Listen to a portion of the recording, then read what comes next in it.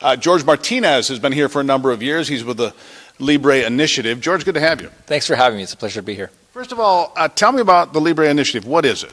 Well, we're a national nonprofit 501c4 organization, and we are here to inform the community, the Hispanic community, about the principles that make us free, those principles of limited government, of the rule of law. And so that's what we do. We inform the community on policy, and we do a lot of the grassroots work, where we do phone banking and canvassing, and we lobby our lawmakers on issues as well. All right, so you've been here for a number of years. Born in Monterrey, Mexico, you said. So obviously, you understand the Spanish culture, and you understand a lot of these folks that come across the border. We see a lot of different things out there in the hinterlands. I'm in Michigan. We see a lot of different reports and so forth.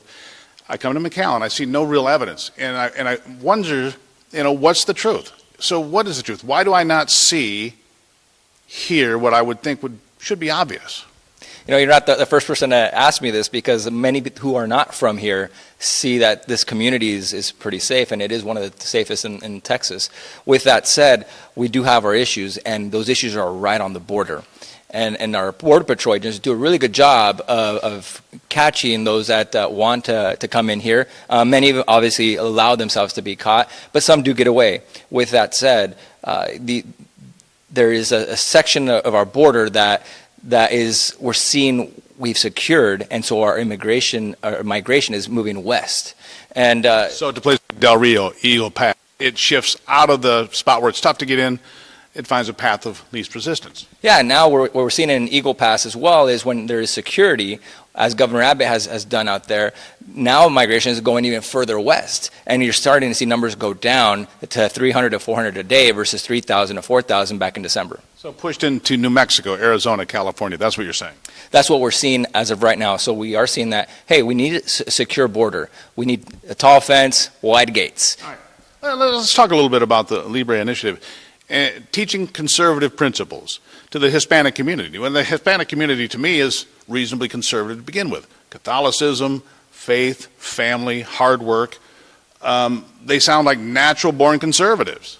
That's right. Family and faith are very important to our culture. Not only that, but we're raised in a family and cultures where we don't make maybe a lot of money, right? We didn't come from wealth. Not everybody. Some people do, and that's great. But at least for me and my family, we really watch where our money's going. And a lot of us in our culture don't see money as a tool.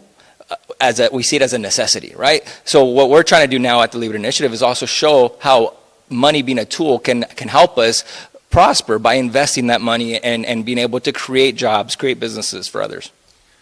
So when you look at, the obvious front headline day after day on national news and the cable news networks and the talking heads, people like me, you see us out there talking about the border. Does it concern you, having lived here for this number of years? Does it concern you that we have 3.5, maybe 4 million people coming into this country illegally every year? It absolutely does concern me. Look, I live here on the border. I want my family to be safe. I want everyone to be safe. With that said, though, even though we see numbers are going down, we still have to enforce our current laws, and that's not happening at the federal level. And I think President Biden has done a horrible job to enforce those laws. So I have family that work for Border Patrol, and morale is very low. There's about 25% or so that want to leave the job because they just can't do the job, right? And they're short on numbers already. Yeah, in this area in the Rio Grande sector, we have about 3,000 to 4,000 agents. In total, I believe it's about 15,000 across the border. Give a few numbers there.